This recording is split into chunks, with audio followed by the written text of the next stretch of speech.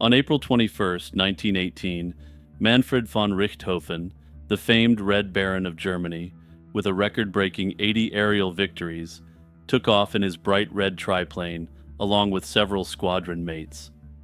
The events of this day would spark a historical debate, which has continued on for more than a century. Over the Somme Valley in France, they engaged a patrol of British Royal Air Force Sopwith camels.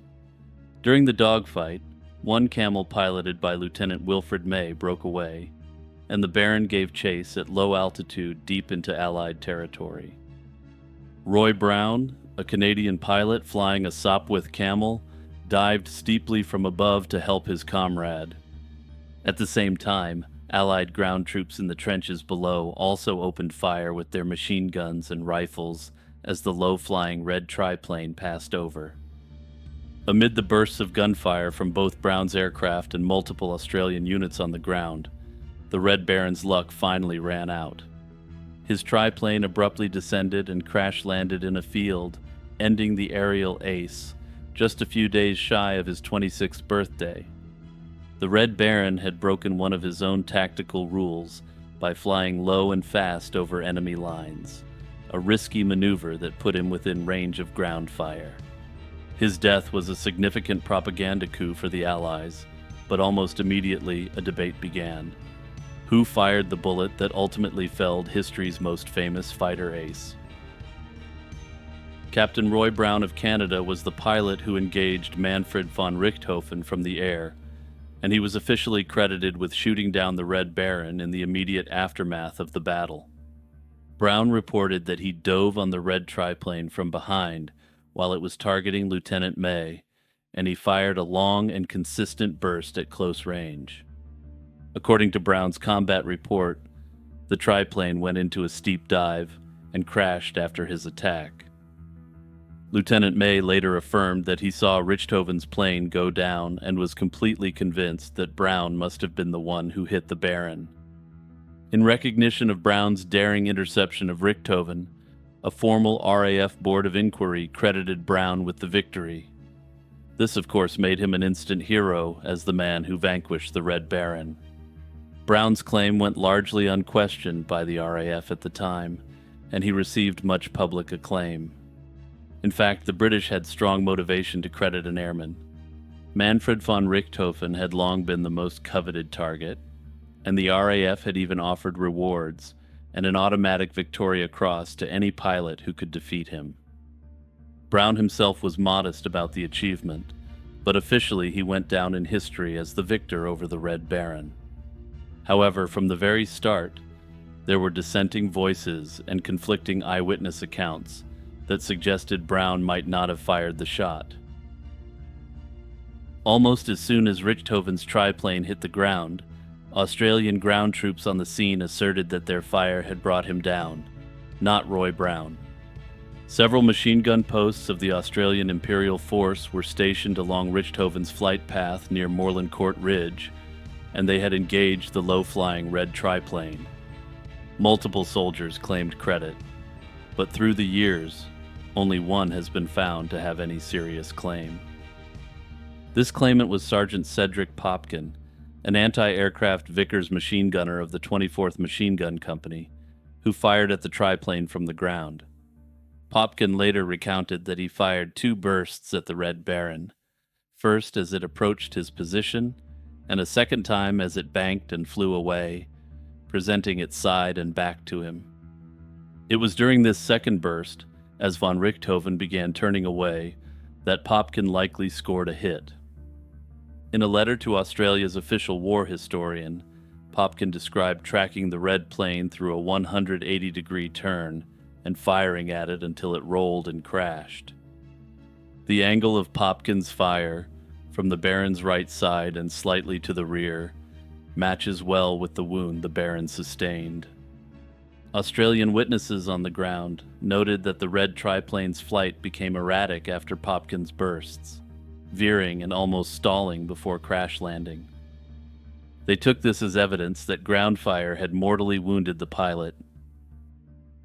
Central to unraveling the mystery is the forensic evidence from von Richthofen's wounds and the trajectory of the bullet. Allied medical officers conducted an autopsy on the fallen airman on the day of his death. They found that von Richthofen had been slain by a single bullet, which entered under his right armpit and traveled upward through his chest cavity before exiting near the left side of his chest. Notably, the same sort of ammo was used by all Allied weaponry at play on that day, so the ammo itself doesn't solve the problem. But to get back to the main point, in other words, the shot came from below and to the right of the Baron, coursing upward through his body. This trajectory is a crucial clue. If Captain Roy Brown had struck the Red Baron while diving from above and behind in his Sopwith camel, the bullet path would be expected to travel downward into von Richthofen, not upward. Brown himself approached from the Baron's rear right at a higher altitude. It's difficult to reconcile Brown's attack angle with the wound's upward track, unless the Baron's plane was steeply banked at the exact moment Brown fired. Brown never mentioned such a steep bank in his combat report or later accounts. In fact, he described von Richthofen looking back at him during the chase, implying the triplane was roughly level. This casts significant doubt on whether Brown's bullets could have caused the wound. Another piece of evidence is the timing of von Richthofen's final actions. If Brown's burst had hit the Baron squarely through the chest, piercing his heart or lungs, von Richthofen would likely have lost consciousness almost instantly. He would have been unable to continue a controlled chase for as long as he did. Medical experts note that a wound through the heart or major vessels would have incapacitated the pilot within 20 seconds at most. This suggests that Brown's fire did not immediately end the Baron, and that the mortal wound was inflicted at the very end of the pursuit. That timeline better fits the accounts of the Australian gunners, who fired on the triplane just before it went into its fatal dive. The ballistic trajectory evidence aligns most neatly with Sergeant Popkin's firing position. Popkin's second burst was aimed at von Richthofen's right side as the triplane was turning away, which means his Vickers machine gun was shooting upward relative to the plane. That corresponds to the upward bullet path found in the body. That said, in theory, an unknown infantry rifleman on the ground could also have fired the shot from Richthofen's right flank. Several riflemen did take shots at the red plane as it passed overhead. This unknown soldier theory cannot be entirely dismissed, as any Lee Enfield firing the same sort of ammo could have caused the same wound if the timing and angle were just right. However, no specific rifleman ever came forward with convincing evidence, and the volume of machine gun fire makes it more likely a machine gunner hit the target. Given all the available data, most historians and forensic experts conclude that the shot almost certainly came from the ground, not from Roy Brown's camel. Popkin, being in the best position and having an optimal angle of fire, remains by far the top contender in the analysis of von Richthofen's demise. It's worth noting that the initial autopsy report back in 1918 didn't reach the same conclusion. The British surgeons who examined Manfred von Richthofen's body right after the crash believed that the bullet's angle was too steep to have come from ground fire. This led them to attribute the wound to Brown's attack from the air. This early assessment was accepted officially at the time, which is why Brown was credited. In hindsight, many historians consider that autopsy finding to be flawed, or at least incomplete. Others suspect that the findings of the British medical team at the time may not have been truly independent or fact-based. The idea that the Red Baron was shot down by ground-based soldiers likely wouldn't have had a similar propaganda effect as the greatest German aerial ace being bested by the RAF. Further, the Germans could have lessened the morale blow to their populace by claiming that the Red Baron hadn't really been felled in honorable aerial combat. Officially, the victory is still attributed to Roy Brown, despite significant evidence to the contrary. That said, even though it appears that Brown and the RAF didn't actually land the final blow, this isn't to diminish their role in the event. To the contrary, without Brown and Company essentially putting the Red Baron in a checkmate position, Popkin or an unknown rifleman would have never had the opportunity they were presented. Hey everyone, it's Jimmy here, just reminding you to check out my other channel, Lazy Chill Zone, for contemporary crime-related mysteries. Also be sure to take a moment to like, subscribe, and share this video with the history fans in your life. The Bosnian pyramid theory revolves around the controversial claim that a group of hills in Visoko, Bosnia, and Herzegovina are ancient man-made pyramids. Since 2005, Bosnian researcher Samir Osmanagic has promoted these hills, especially Visotica Hill, which he calls the Pyramid of the Sun, as the world's largest pyramidal structures. According to Osmanagic, early Europeans built these pyramids around 12,000 to 30,000 years ago, predating known complex civilizations in the region. Although captivating public imagination and boosting tourism, mainstream archaeologists and geologists overwhelmingly dismiss these claims as pseudoscience at best. Supporters assert several key claims in relation to the Bosnian pyramids, many of which are extremely controversial. Supporters generally frame these alleged pyramids as evidence of a lost advanced civilization, potentially rewriting European prehistory. Further, many of these supporters are ardent Bosnian nationalists who are eager to rewrite European and world prehistory around their nation. Supporters' focus is around the main hill, the Pyramid of the Sun, which measures roughly 720 feet high, allegedly dwarfing Egypt's Great Pyramid. Proponents argue its geometric shape indicates intentional human engineering. Osmanagic claims the Bosnian structures form, quote, the greatest pyramidal complex globally, and were built during Europe's Ice Age period. Advocates highlight precise alignment of the Pyramid of the Sun to the cardinal directions, arguing this indicates deliberate architectural planning. They also note the pyramid's symmetrical shape and flat summit, suggesting human shaping.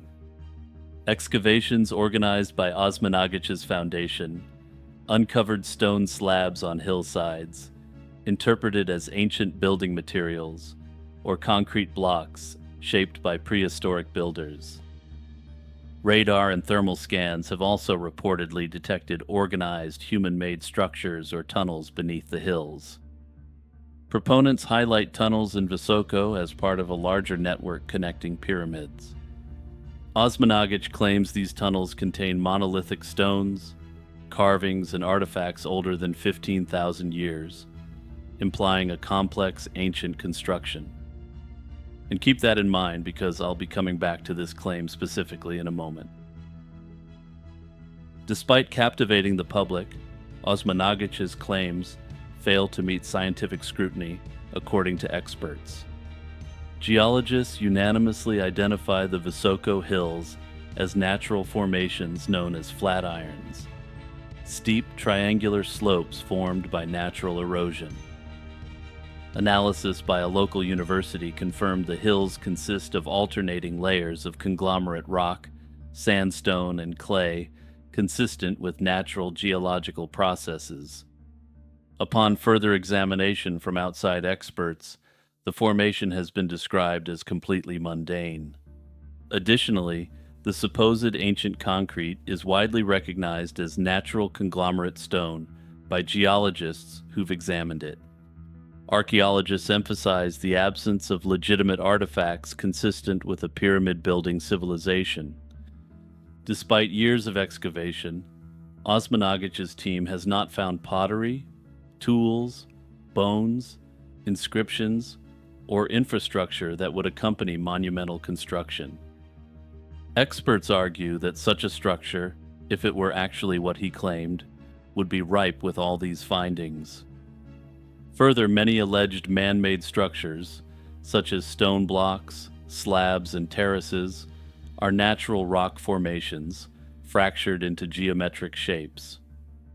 Experts note that excavation methods may have exaggerated or artificially enhanced these natural appearances to mislead observers. Furthermore, reports emerged indicating that some quote-unquote ancient inscriptions were recent carvings. This suggests the strong possibility that evidence has been fabricated to fit the pyramid narrative, further undermining credibility. Notably, in the fervor to prove that these sites constitute pyramids, actual historical sites have been damaged. Given the prominence of Visosika Hill, which pyramid advocates claim is the Pyramid of the Sun, it should come as no surprise that it was used for medieval fortifications. Samir Osmanagic's team has been accused of having damaged this cultural heritage, while attempting to prove that the hill is actually a pyramid. This has naturally led to significant criticism from mainstream historians, who may otherwise have seen this as a relatively harmless, though pseudo-archaeological exercise. Perhaps just as interesting as the Bosnian pyramids theory is why this mystery has caught on to such a degree in Bosnia itself. The popularity of the theory can likely be partly understood through sociological theories that examine how societies respond to collective trauma and search for identity after devastation. Following the Bosnian War, which left deep scars on the national psyche and physical landscape, many people looked for narratives that could restore a sense of pride and belonging. The theory taps into a desire to rewrite history in a way that offers hope, resilience, and perhaps most importantly, renewal. One theory suggests that in the aftermath of conflict, communities are more receptive to alternative histories that promise a lost golden age. In a country that suffered immense devastation, the idea of an ancient civilization with advanced knowledge provides a counterbalance to memories of recent suffering. The Bosnian pyramid narrative becomes a symbolic reclamation of a glorious past, one that contrasts sharply with the recent horrors of war. This reimagined heritage not only creates a unifying myth, but also offers tangible benefits, such as boosting tourism and fostering local economic recovery. And to put this in perspective, this town that would have otherwise been unremarkable gets up to 200,000 tourists a year now. Nikola Tesla was a visionary inventor whose New York City laboratory was a hub of groundbreaking electrical experiments in the 1890s. By 1895, Tesla's lab on South Fifth Avenue had become the epicenter of his research into alternating current, wireless lighting, and early radio technology. The equipment and prototypes housed there represented years of work and innovation. All of that changed in a single night when a sudden blaze consumed the building, marking a devastating turn in Tesla's career. In the early morning hours before dawn on March 13th, 1895, disaster struck Tesla's lab. A fire broke out in the downtown Manhattan building at the South Fifth Avenue unit that housed his workspace on the fourth floor. A night watchman on duty had just been tending the basement furnace. When he returned to the ground floor, he discovered flames had completely engulfed everything. He exited the building and alerted the authorities immediately. By the time firefighters arrived, flames were roaring through the stairwells and the elevator shaft of the six-story structure. The building was also occupied by a steam fitter supply company, and the floors were soaked with machine oils that helped the flames spread with frightening speed. Firefighters battled the inferno for over 3 hours, but the structure burned quickly. The heat grew so intense it even ignited parts of a nearby elevated railway line. By dawn, the fire was finally controlled, but Tesla's lab was completely destroyed. The entire fourth floor collapsed into the stories below, burying the remnants of Tesla's machinery, tools, and notes under charred debris. When morning came, the extent of the loss was clear. Virtually all of Tesla's inventions, equipment, and research notes had been reduced to ashes. Priceless models and prototypes, including those Tesla had displayed at the 1893 World's Fair, were gone. Tesla was crushed by this sudden ruin. Witnesses say he paced in front of the smoldering wreckage in disbelief and grief. Financially, the fire was a severe blow. Tesla estimated at least $50,000 in damage to his work, an absolutely huge sum at the time, and none of it was insured. The scientific community and the public responded with an outpouring of sympathy. Newspapers lamented the calamity, with one editorial calling the destruction of Tesla's lab a misfortune to the whole world.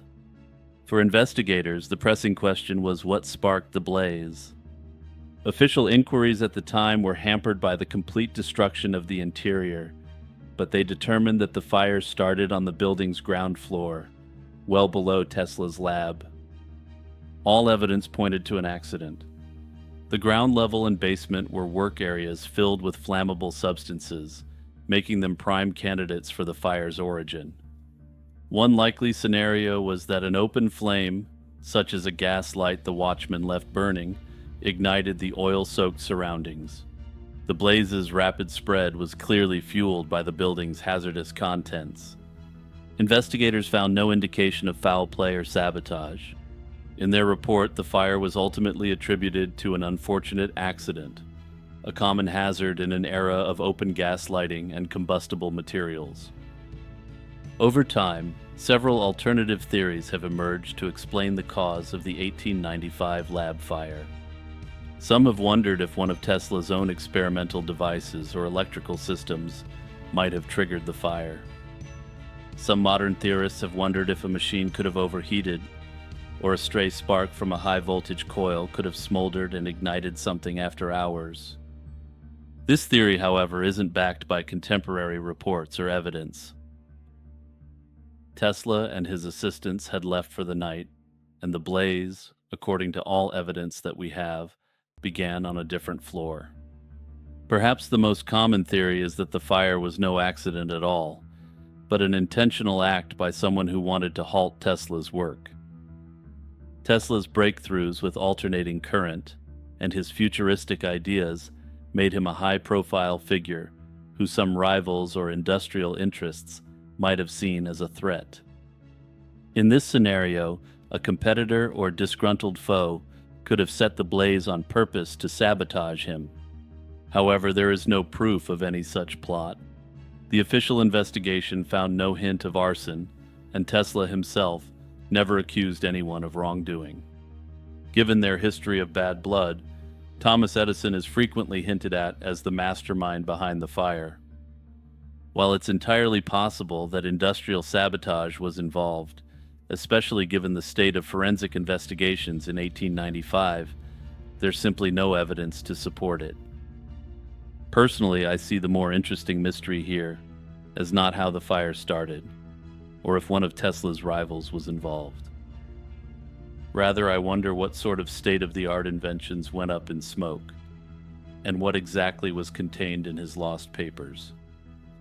Given the exponential nature of scientific progress, and given that the fire happened in 1895, I have to wonder how much more advanced we would be if it hadn't happened. Well, I mean, it wouldn't be us, but the equivalent humans in the same situation.